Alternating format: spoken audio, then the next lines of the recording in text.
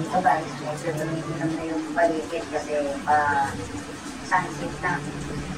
Parang pwesto din tayo dito sa may kantilado, ngunit wala talaga nagpapakita ng ibang isda, kundi ito lang na mga unicorn, mga unicorn lang talaga. O kaya nagtsaga lang kami kumuha na lang nito, okay na rin to na huli namin.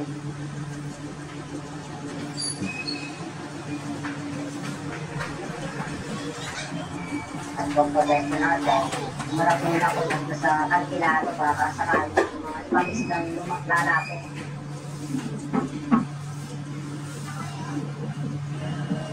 At eto, napapalitin ko talaga dito tayo ng iba't ibang klaseng puso ng isda.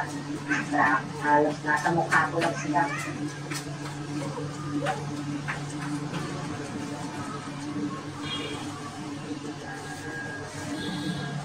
At habang pa nakitsili na, mas nagiging curious yung mga stick unicorn.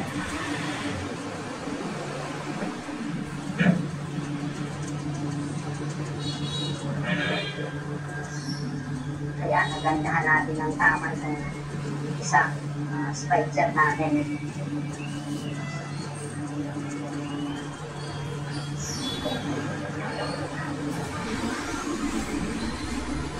Limang stick unicorn natin.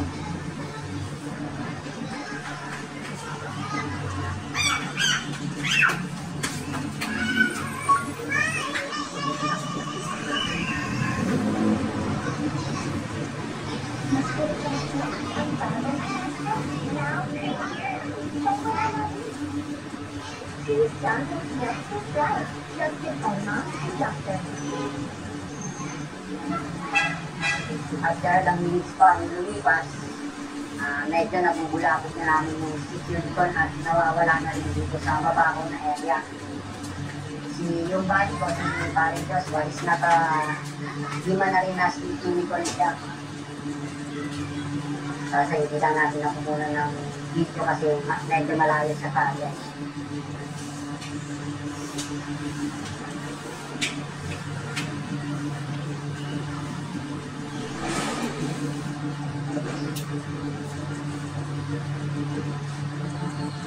At dito guys, kung mapapansin nyo nga, hindi ka agad nagpakita ng mga unicorn.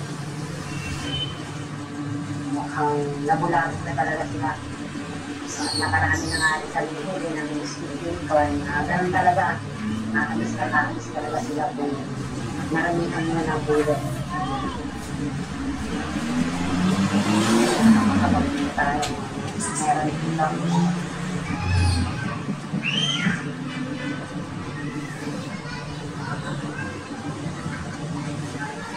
At ilang segundo pa, ito may isang stick unicorn na naligaw.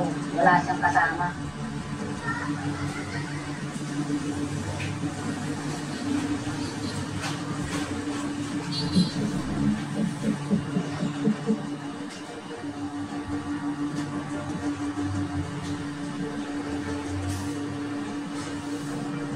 Kaya pagkakuha natin ng rin sa kanya, tinigan natin.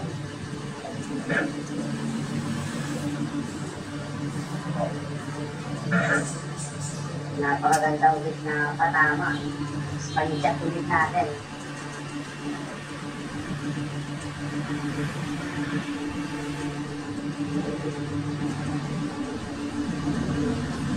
Ito na yata yung pinakamalaking unicorn, yung stick unicorn sa lahat ng huli natin.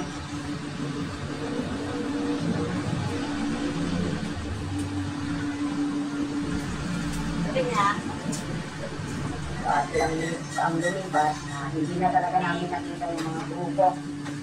Kaya lumipat ako ng ibang pwesto. At eto na rin yung last dive natin ngayong hapon ito. Since pa takip-siling na talaga ito, medyo madilim na yung final.